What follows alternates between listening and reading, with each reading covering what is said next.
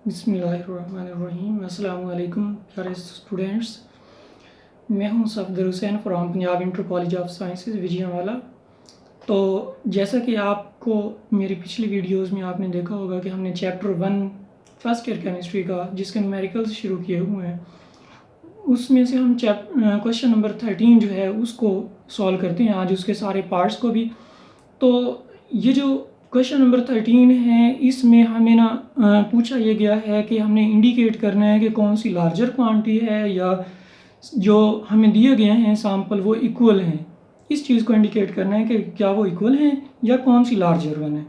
तो इसके लिए हम देखते हैं कि हमारे पास सबसे पहला क्वेश्चन जो है वो है कि हमारे पास 0.4 मोल्स ऑफ ऑक्सीजन मालिक्यूल्स हैं और 0.4 मोल्स ऑफ ऑक्सीजन एटम्स हैं, और हमने जो फाइंड करना है वो फर्स्ट वन डिस्क्रिप्शन में यहाँ पर मौजूद है कि इंडिविजुअल पार्टिकल्स की तादाद काउंट करनी है। तो याद रखें, जब भी हमारे पास कोई भी सब्सटेंस इक्विमोलर आएगी, क्या होगा, जब हमारे पास कोई भी सब्सटेंस इक्विमोलर हो तो हम कहते हैं कि उस सब्सटेंस में जो टोटल नंबर ऑफ पार्टिकल्स होते हैं वो सेम होते हैं। तो इट मीन्स, तो यहाँ पर जो 0.4 मोल्स ऑफ ऑक्सीजन मॉलिक्यूल्स हैं इसमें भी और 0.4 मोल्स ऑफ ऑक्सीजन एटम्स में भी जो नंबर ऑफ पार्टिकल्स होंगे इंडिविजुअली वो सेम होंगे। हम कैलकुलेट भी कर सकते हैं कि जब हम ये कैलकुलेट करना चाहते हैं कि नंबर ऑफ पार्टिकल्स, तो इसके लिए हमारे पास फार्मूला होता है नंबर ऑफ पार्टिकल्स बराबर होता है number of moles multiplied by Avogadro number Na। जब हम नंबर ऑफ मोल्स को एवोगैड्रो नंबर से मल्टीप्लाई करते हैं तो हमारे पास नंबर ऑफ पार्टिकल्स आ जाते हैं, that may be number of molecules और नंबर ऑफ एटम्स। तो इसके लिए हम लिखेंगे 0.4 मल्टीप्लाइड बाय, क्योंकि हमारे पास ये मोल्स की तादाद है, इसको एवोगैड्रो नंबर 6.02 मल्टीप्लाइड बाय 10⁻23 से मल्टीप्लाई करेंगे। और जब हम मल्टीप्लाई करते हैं तो इससे हमारे पास जो आंसर आता है वो है हमारे पास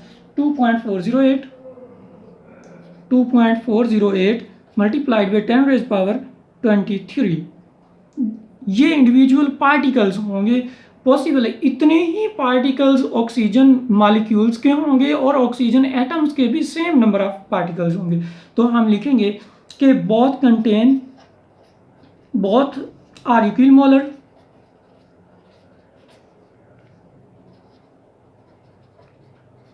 hence are equal।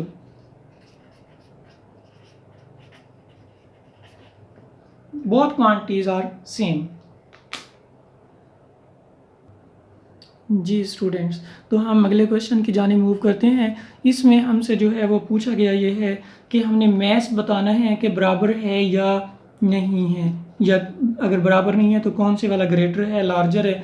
तो इसके लिए हमें 0.4 मोल्स ऑफ ओजोन है, ओजोन मालिक्यूल, और 0.4 मोल ऑफ ऑक्सीजन एटम्स हैं। तो हम जब मैस कैलकुलेट करते हैं तो मैस कैलकुलेट करने का हमारे पास फार्मूला जो है वो ये होता है, हम कहते हैं नंबर ऑफ मोल्स बराबर होते हैं नंबर ऑफ मोल्स इक्वल है हमारे पास मैस ऑफ सब्सटेंस, यानी जो गिवन मैस होगा ओवर मोलर मैस।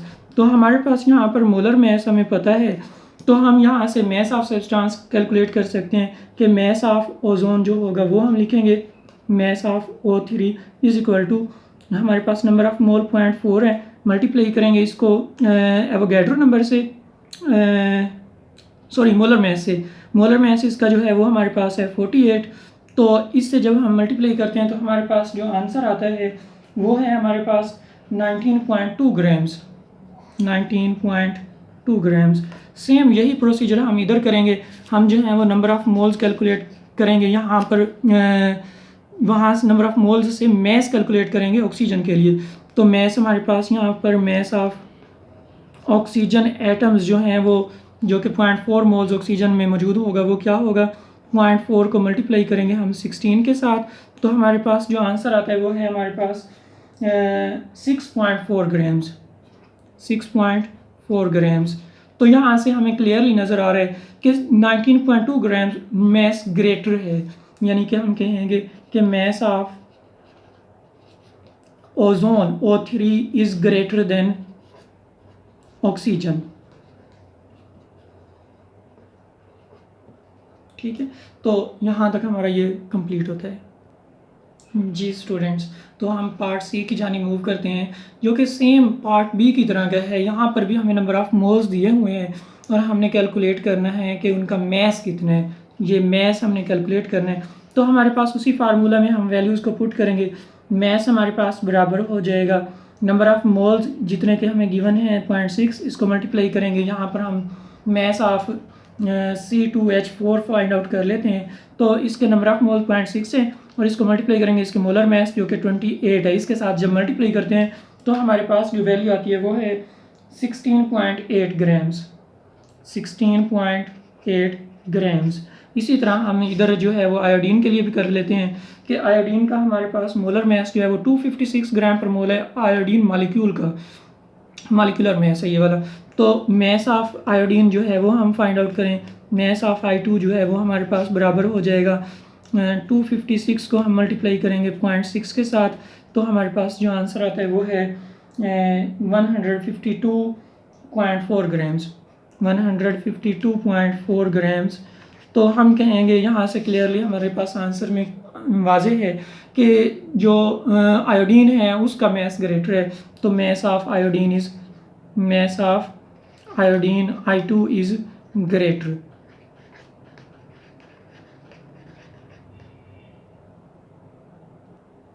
जी स्टूडेंट्स, तो हम मूव करते हैं नेक्स्ट पार्ट जो कि डी पार्ट है इसकी जानिब। इसमें हमसे पूछा गया है नंबर ऑफ़ पार्टिकल्स और हमें गिवन अमाउंट है, मैस दिया हुआ है ग्राम्स में। N2O4 का 4 ग्राम है और इसी तरह से SO2 का जो है वो 3.3 ग्राम्स है। हम पहले इनका मोलर मैस लिखते हैं। वो हमारे पास N2O4 नाइट्रोजन का 1 का 14, 2 नाइट्रोजन है 28 ये वाला हो जाएगा और 64 ऑक्सीजन 4 एटम्स का मिलाएंगे तो ये हमारे पास बनता है 92 ग्राम पर मोल। इसी तरह से सल्फर डाइऑक्साइड के लिए हमारे पास 64 ग्राम पर मोल बनता है इसका मोलर मैस। जब हम इनमें से नंबर ऑफ़ पार्टिकल्स कैलकुलेट करते हैं तो नंबर ऑफ़ इंडिविजुअल जो पार्टिकल्स होते हैं वो हमारे पास बराबर होते हैं, यानी कि नंबर ऑफ़ पार्टिकल्स जो हैं ये बराबर हैं मैस ऑफ सब्सटेंस, यानी जो गिवन मैस हो जाएगा over molar mass multiplied by Avogadro number Na। तो हम इसमें वैल्यूज़ को पुट करते हैं। हमारे पास गिवन मैस भी है, वो है हमारे पास जो N2O4 का है वो है 4 ग्राम ओवर इसका मोलर मैस लिखेंगे 92 ग्राम, मल्टीप्लाई करेंगे 6.02 मल्टीप्लाई 10⁻23 के साथ, तो हमारे पास जो आंसर आता है वो है हमारे पास 2.62 मल्टीप्लाई 10⁻22 जो होंगे इसके पार्टिकल्स होंगे। इसी तरह से हम इसके लिए कैलकुलेट कर लेते हैं कि नंबर ऑफ़ पार्टिकल्स जो होंगे, number of particles sulphur dioxide of SO2, तो हम लिखेंगे यहाँ पर गिवन मैस इसका है हमारे पास 3.3, मोलर मैस इसका जो है वो हमारे पास 64 ग्राम पर मोल है।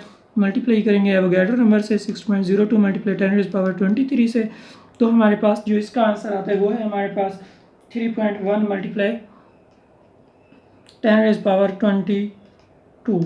तो यहाँ पर हम देख सकते हैं कि जो N2O4 है इसके जो नंबर ऑफ़ पार्टिकल्स हैं वो कम हैं और 3.1 मल्टीप्लाई 10⁻22 जो कि number of particles of sulphur dioxide हैं वो ग्रेटर हैं। तो हम लिखेंगे कि number of particles of sulphur जो हैं बेटा of sulphur dioxide is greater.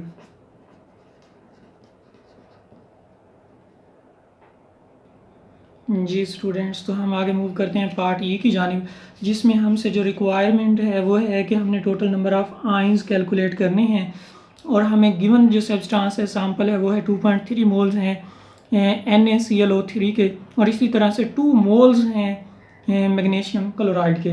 तो हमने सबसे पहले जो है वो नंबर ऑफ़ आइंस जो हैं NaClO3 को इधर कैलकुलेट कर लेते हैं NaClO3।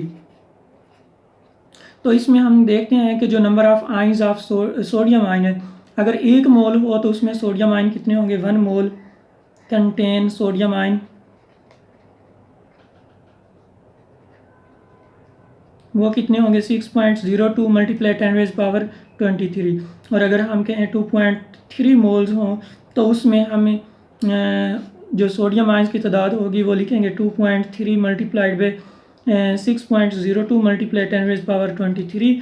तो इससे हमारे पास जो आंसर आता है वो है हमारे पास 13 ये है हमारे पास जो इसके आ रहे हैं नंबर ऑफ आयंस वो है हमारे पास 13.846 मल्टीप्लाइड बाई 10⁻23 आयंस।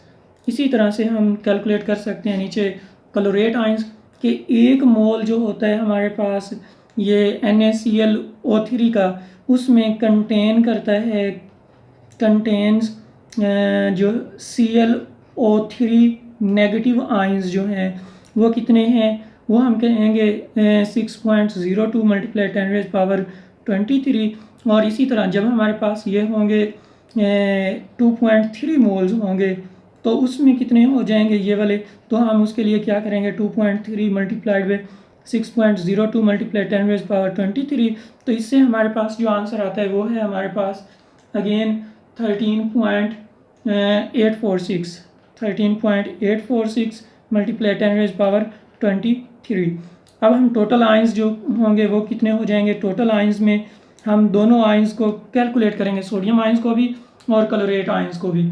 तो ये हमारे पास जो टोटल आयंस बन रहे हैं जब हम इन दोनों को एडअप करते हैं तो ये हमारे पास 2.76 मल्टीप्लाई 10⁻24 आयंस हैं ये वाले टोटल। सेम इसी तरीके से हम इधर जो है वो मैग्नीशियम क्लोराइड आयंस के भी कैलकुलेट करेंगे। तो एक मोल जो है यहाँ पर हमें दिया हुआ है कि 2 मोल जो हैं वो मैग्नीशियम क्लोराइड के टोटल हैं। तो हम कहेंगे एक मोल में 1 मोल जो होगा उसमें contain magnesium ions Mg+ ions, वो कितने होंगे Mg+2 चार्ज है। तो ये आयंस जो होंगे हमारे पास होंगे 6.02 मल्टीप्लाई 10⁻23। क्योंकि हमें 2 मोल्स दिए हुए हैं तो 2 मोल्स में कितने हो जाएंगे, इसी तरह से हम कहेंगे जो मैग्नीशियम होंगे वो 2 से इसको मल्टीप्लाई करते हैं तो हमारे पास जो आंसर आता है वो है 12.04 मल्टीप्लाई 10⁻23 आयंस। सेम इसी तरह हम कैलकुलेट करेंगे क्लोरेट आयंस, क्योंकि क्लोरेट आयंस जो हैं वो हमारे पास 2 हैं। अगर हम एक मोल लेते हैं MgCl2 का तो इसमें कंटेन Cl नेगेटिव आयंस, तो हम उसके लिए लिखेंगे 2 मल्टीप्लाइड बाई 6.02 मल्टीप्लाई 10⁻23। तो ये हमारे पास 12.04 मल्टीप्लाई 10⁻23 आ जाएगा।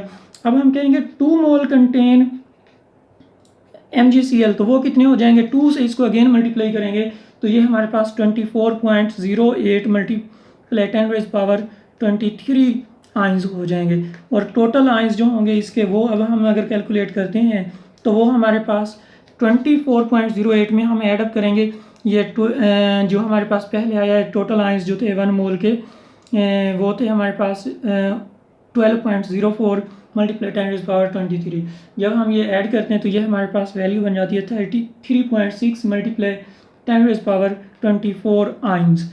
तो जब हम इनको देखते हैं हमारे पास जो टोटल आयंस NaClO3 में थे वो इससे कम है और ये ज़्यादा हैं, तो हम कहेंगे कि MgCl2 contains more ions than 2.3 moles of NaClO3।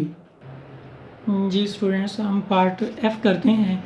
इसमें हमसे ये बेसिकली अगर देखा जाए तो नंबर ऑफ़ मॉलिक्यूल्स पूछे गए हैं। ये जो हम ऑलरेडी पार्ट D और E कर चुके हैं उन्हीं की तरह का है।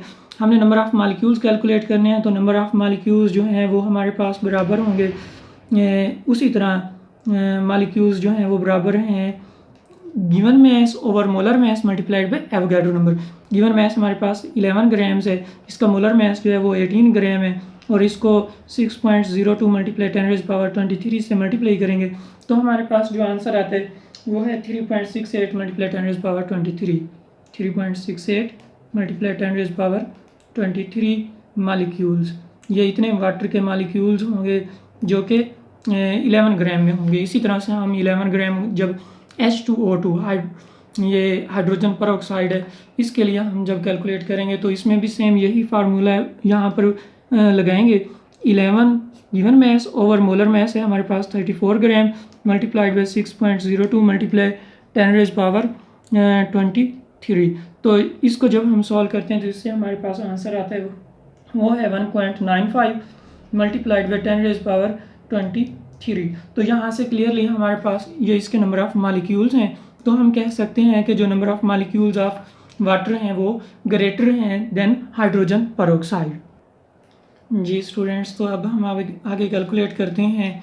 यहाँ पर हमने कैलकुलेट जो करना है जी पार्ट में वो है हमारे पास सोडियम आयंस की तादाद।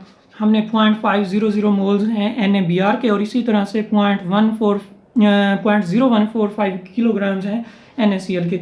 तो हमने दोनों में बेसिकली कैलकुलेट करना है सोडियम आयंस को। तो हम जब NaBr की बात करते हैं एक तरफ NaBr की, तो इसमें हम कहेंगे कि इसके जो है हमारे पास नंबर ऑफ मोल्स दिए हुए हैं, इनको हम मल्टीप्लाई करेंगे एवोगैड्रो नंबर से। तो हमारे पास इसके टोटल आयंस आ जाएंगे NaBr के फार्मूला यूनिट्स आ जाएंगे बेसिकली मल्टीप्लाइड बाई 6.02 मल्टीप्लाई 10⁻23 से। तो हमारे पास 3.01 मल्टीप्लाई 10⁻23 फार्मूला यूनिट्स आ जाएंगे। ये होंगे हमारे पास फार्मूला यूनिट्स किस चीज़ के, यूनिट्स ऑफ NaBr के। तो अब हम कहेंगे क्योंकि एक NaBr जब डिसोसिएट होगा तो इससे हमारे पास जो है वो एक सोडियम आयन आता है। तो हम कहेंगे यहाँ पर कि क्योंकि एक सोडियम आयन आ रहा है तो 1 को मल्टीप्लाई करेंगे 3.01 मल्टीप्लाई 10⁻23 से। तो हम कहेंगे कि जब ये 0.50 मोल्स 00 मोल्स हैं NaBr के, तो इसमें जो कंटेन्स जो सोडियम आयंस हैं, सोडियम आयंस वो कितने होंगे 3.01 मल्टीप्लाई 10⁻23 फार्मूला यूनिट्स, या आयंस कहेंगे इनको, आयंस लिख सकते हैं ज़्यादा कन्वीनियंट। इसी तरह से हम इधर कैलकुलेट करेंगे। यहाँ पर हमें ऑलरेडी उन्होंने दिया हुआ है मैस, तो मैस को हम लिखेंगे पहले ग्राम्स में, तो वो हमारे पास बन जाएगा 1.45 ग्राम्स बन जाएंगे ये वाले, ठीक है। तो फिर हम यहाँ पर क्या करेंगे, इसको जो हमारे पास नंबर ऑफ ग्राम्स दिए हुए हैं इनको कन्वर्ट करेंगे हम, इसका मोलर मैस फाइंड आउट करते हैं, साथ ही साथ NaCl का वो हमारे पास जो मोलर मैस है इसका वो होता है 50 मोलर मैस जो होगा, इधर हम जो है वो NaCl को डिस्कस कर रहे हैं, तो इसका मोलर मैस 58.5 ग्राम पर मोल होता है, ग्राम पर मोल। तो हम यहाँ पर मैस भी दिया हुआ है मोलर मैस, इसको एवोगैड्रो नंबर से मल्टीप्लाई करेंगे पहले। तो 1.45 डिवाइडेड बाई ये 14.5 बनेगा, ये वाला 14.5 डिवाइडेड बाई हमारे पास हो जाएगा 58.5 मल्टीप्लाइड बाई 6.02 मल्टीप्लाई 10⁻23। तो हम अब इसको क्या करते हैं कि सॉल्व करते हैं। तो इससे हमारे पास जो आंसर आता है वो आता है हमारे पास 1.49 मल्टीप्लाई 10⁻23 फार्मूला यूनिट्स। ये फार्मूला यूनिट्स होंगे NaCl के फार्मूला यूनिट्स। तो अब हम कहेंगे कि जब हमारे पास ये इतनी अमाउंट दी हुई होगी तो उसमें इतने फार्मूला यूनिट्स सोडियम क्लोराइड के होंगे, तो इसमें सोडियम क्योंकि एक ही है तो हम कहेंगे कि ये जो गिवन अमाउंट है उसमें जो सोडियम आयंस की तादाद होगी वो भी हमारे पास, इसको हम मल्टीप्लाई करेंगे 1 के साथ, तो यही अमाउंट रहेगी 1.49 मल्टीप्लाई 10⁻23 फार्मूला यूनिट्स। तो हम कहेंगे इस तरफ हमारे पास जो फार्मूला यूनिट्स हैं वो 1.43 है, 49 है, इधर 3.1 है। तो हम कहेंगे कि जो 0.50 मोल्स हैं NaBr के, इसमें सोडियम आयंस की तादाद जो है वो ज़्यादा है, ठीक है जी स्टूडेंट्स। तो हम इस क्वेश्चन के लास्ट पार्ट पर पहुंचे हैं जिसमें हमसे पूछा गया है कि मैस हमने फाइंड आउट करना है, इक्वल नंबर ऑफ एटम्स हैं, जस्ट डिफरेंस किस में है हमारे पास, एक तरफ हमने यूरेनियम 238 लिया हुआ है, ये वाला इधर 238, और दूसरी तरफ हमने लिया हुआ है यूरेनियम 235। तो हमारे पास क्योंकि इनका मोलर मैस में डिफरेंस है तो एक मोल जब हम लेंगे, क्योंकि ये इतने एटम्स एक मोल में मौजूद होते हैं, तो ऑब्वियसली जो मोलर मैस है वो हमारे पास यूरेनियम जो 238 होगा इसका ज़्यादा होगा। तो हम यहाँ कहेंगे कि जो 6.02 मल्टीप्लाई 10⁻23 एटम्स ऑफ यूरेनियम जो 238 8 होंगे वो कंटेन ग्रेटर मैथ्स। ठीक है स्टूडेंट्स, ये क्वेश्चन कंप्लीट होता है। अल्लाह हाफिज़।